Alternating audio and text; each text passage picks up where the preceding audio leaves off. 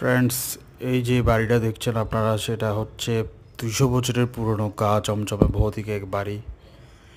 এই বাড়িতেই ভয়াবহ এক ঘটনার সম্মুখীন হয়েছি আমি, যেটা এখন আপনাদের সাথে শেয়ার করছি। এই বাড়িটি 200 বছরের পুরনো পরিত্যক্ত একটা বাড়ি, কেউ থাকে না।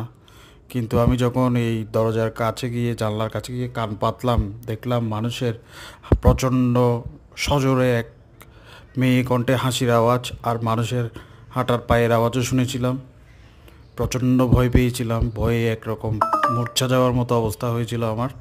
আজকে এই ঘটনা আপনাদের সাথে শেয়ার করছি। আর এই বাড়িটা নিয়ে, 200 বছরের পুরনো জমিদার বাড়িটা নিয়ে আমার চ্যানেলে একটা বড় ভিডিও আছে, লং ভিডিও। আপনারা সেটা দেখলে বিস্তারিত জানতে পারবেন।